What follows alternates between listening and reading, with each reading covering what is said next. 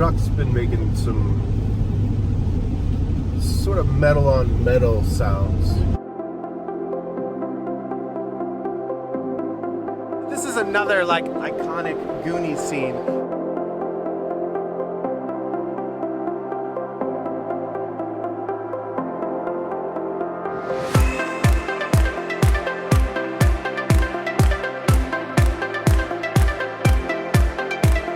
Let's get you out. Just grab this poison. He's not poisonous.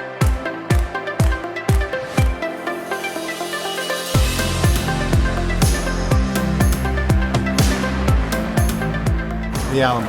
Yeah. The rig's all fixed up. Yay! So no Thank more- you, Michael. No more driving down the road looking like we don't know what we're doing. We don't, but I don't want it to look like that. We just don't want anyone to really know that.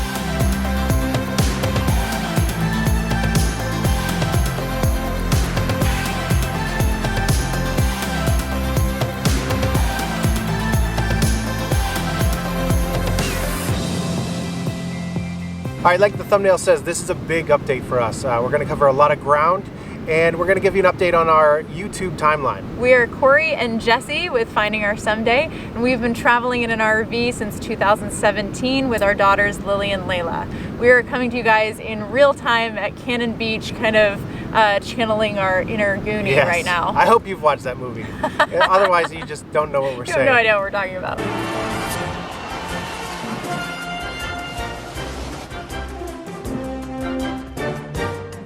A lot of you guys know that our YouTube is behind, and these real-time updates give us the ability to skip ahead through a period of time of travel and be able to cover a lot of ground so that you guys can stay in our timeline with us on YouTube. So you guys are able to watch from when we first bought our RV all the way through until now, and that was our plan from the beginning, that we wanted you to be able to do that. Big goal to not jump around the timeline, exactly.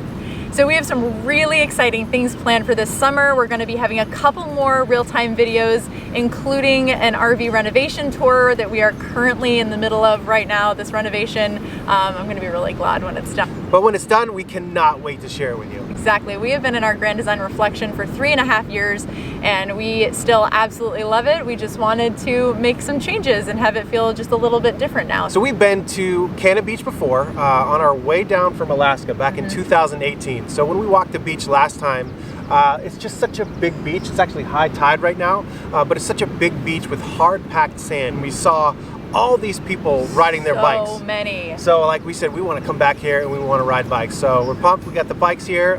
These electric bikes are so awesome. We got a little frisky with getting too close to the water earlier. So no matter what, the first order of business when we go back to the RV is to rinse these things off, because I do not want to wreck these bikes. No. I don't think, if you ride on the beach at all, even if you didn't go in the water, you got to rinse your bikes off, or they will the just water. rust out. Yeah, exactly. Wash your rig, wash your truck, and wash your bikes whenever you're near the The ocean. salt will do some damage. Last week we left you guys at Saguaro Lake Guest Ranch, and I apologize for absolutely massacring Both of the us. pronunciation I'm of still not going to try to say it. Saguaro. We were saying like saguaro, and I don't even know. I don't anyways, even know. It was awful. I'm don't sorry. pronounce the G. We're really sorry to all the Arizonans who wrote in instant comments, telling us how to actually pronounce it. Thank you so much for doing that, by the way. If we ever pronounce something wrong in your area, please let us know. We do our best, but we're never going to always get it right. We don't have saguaros in Maine, so I've never had to pronounce those before. The next couple of months in our journey on YouTube was based on visiting family, which is one of our main priorities. Visiting friends and family around the United States has been one of the most incredible parts of this journey, and it's always a priority for us. You've heard us say it before that, we love to see the pretty things, but really people, our friends, our family, and seeing the people that we would never see if we stayed put in Maine, that is our priority. Absolutely. All right, like we mentioned in our last episode, we headed down to my brother's in El Paso. He's stationed in El Paso at Fort Bliss in the Army, so we went to see him. It was our second time being there. We just love it. After leaving my brother's, we headed down to my parents in Corpus Christi. People say this to us all the time.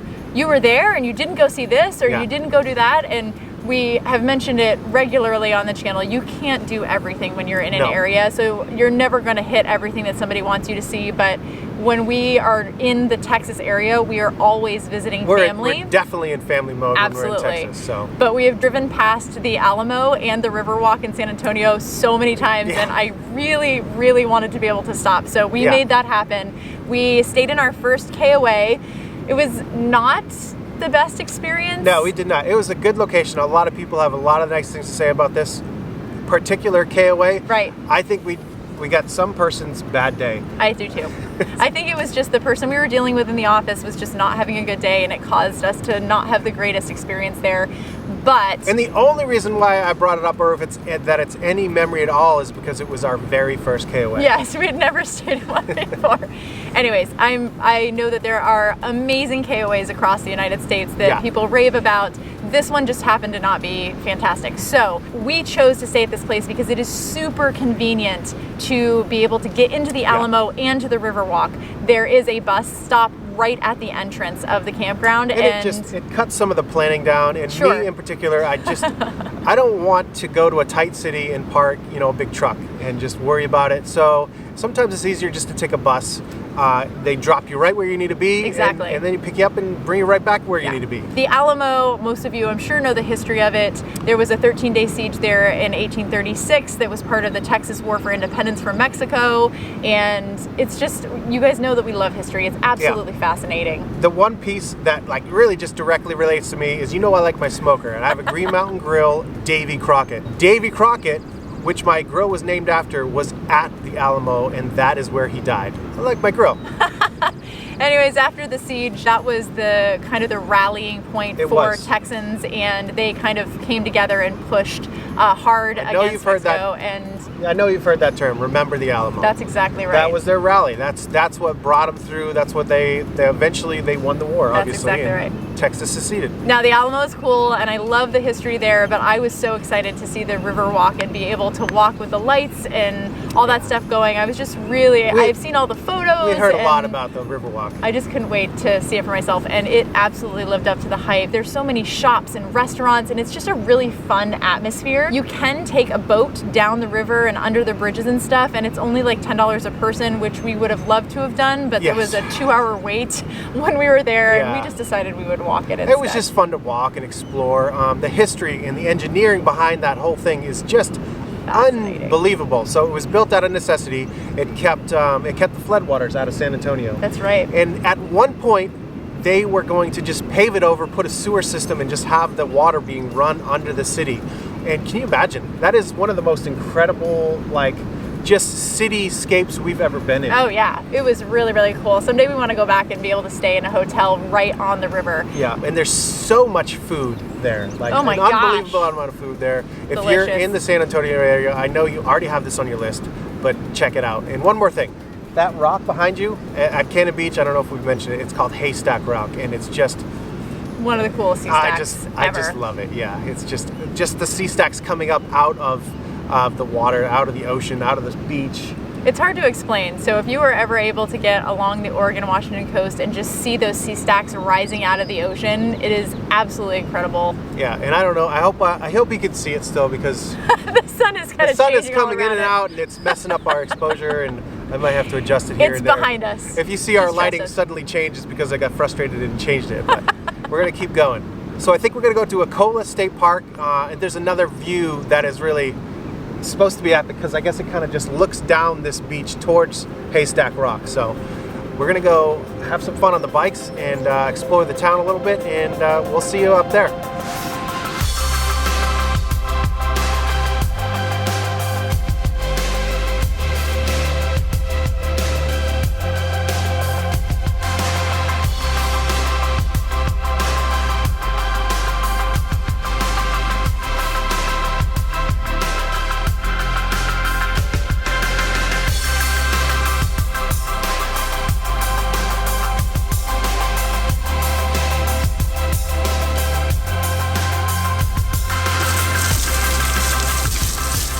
Gonna get some of that salt off. Sand and salt water. We didn't want to ruin our new bikes. Yeah.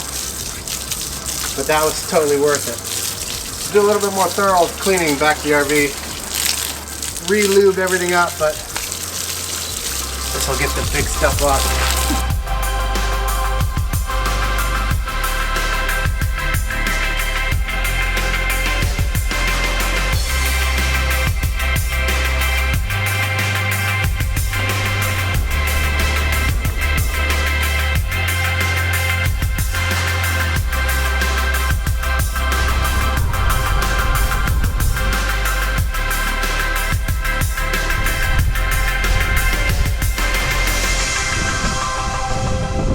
So this is another like iconic Goonie scene. I don't know, somewhere around here is a scene with the kids like carrying their bikes up over with this view.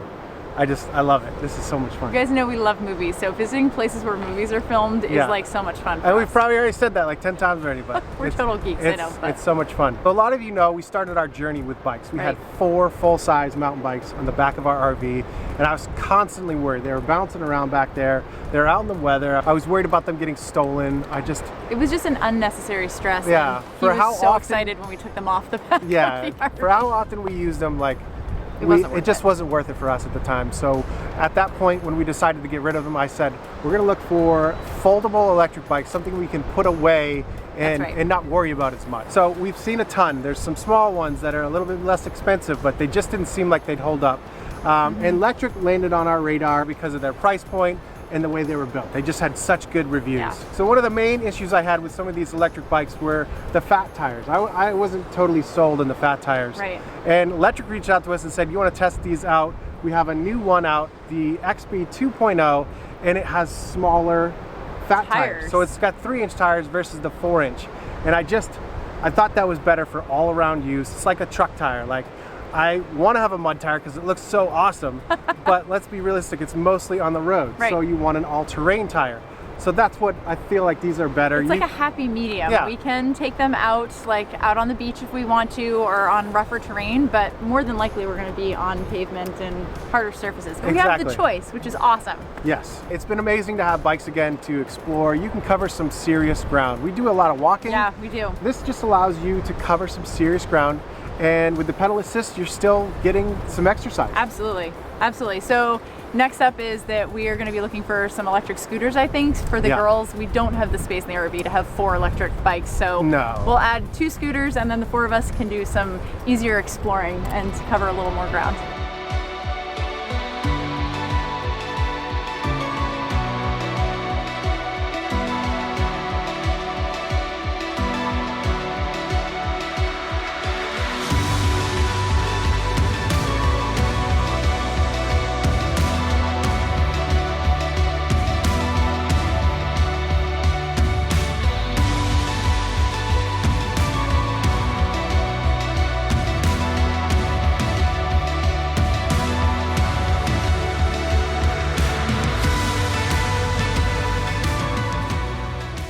All right, this place is epic.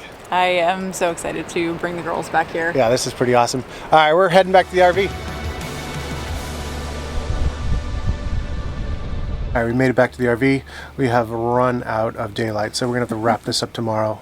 Pretty epic day driving around Canon Beach with those bikes. Oh my gosh, so much fun. And we did not fall off any cliff sides. We did not go off any cliff sides. Oh my God, the world, sugar! We'll see you tomorrow. All right, good morning. Yesterday was awesome. I hope that you've seen Goonies before, or maybe you should watch it now, and that will make more sense. Yes. This location is just amazing. We had so much fun yesterday. We were gonna go someplace today and wrap this up, but it's been raining, so. Classic Oregon. Yeah, classic Oregon. We're gonna put this video up, so it is what it is. We're gonna sit in our sweet Kelty chair and finish this up. Back to Texas. While we were there with my parents, the truck started to make a noise. It was slowly starting to make a noise, a couple weeks earlier, but it got a little louder. I thought it could be brakes because we had quite a bit of miles on it, and I thought it maybe was a wheel bearing. We brought it into GMC, and they said that it was a rear diff, which kind of stinks. It's very uncommon, they said. So the truck is a 2015. We bought it used in 2017. So when we were shopping, we bought a 15 specifically because it still had a 100,000 mile powertrain warranty. So that's what we were looking for specifically. And we're lucky because we had 97,000 miles on it when this happened. So it was all covered under warranty. So Right, and we were driving across the country from Texas to Florida afterwards. Yeah. So the fact that it happened and we found it out and got it fixed Yeah, it was, before that trip was really good. as far as timing can go for an issue like that, it worked out good. So It we was got perfect. we got a new diff. They said it was not common, but whatever. It's all fixed now, and we're smooth sailing. All right, speaking of buying our truck used, I need to address kind of a major question. I That we probably get get all the time. 1,000 messages and comments about this. Why did I not buy a truck with tow mirrors? I thought buying a used truck, that wasn't a priority. I thought it would be an easy swap out. Right. So it turned out after we bought the truck, it wasn't as easy as I was hoping it was going to be to swap No. the mirrors out. It was a couple $1,000s. You had to rip stuff out. You had to send your wiring harness in and have it specially made, even if you got factory tow mirrors to make all of the power functions in the Denali work. Because I wasn't going to have buttons that didn't work. So Right. it became a pain. I was going to research it more, and then we just got used to it. We have a camera in the back. I can see down the sides of the truck. Right. We can see in the back while we're driving down the road, so we're totally fine. The only thing that is not good is I have to kind of move my head around if I want to see a curb or a tree up above. So It's more an inconvenience than a safety issue. yeah, it's anyways. It's Just a so lot. you know. I've looked into it recently, and it's quite a bit easier now. Everybody's solved all these silly things, so I think I'll probably get some tow mirrors. And every time Fairly we see soon, our so- truck in a parking lot somewhere that has tow mirrors, he's like, "There's my mirrors."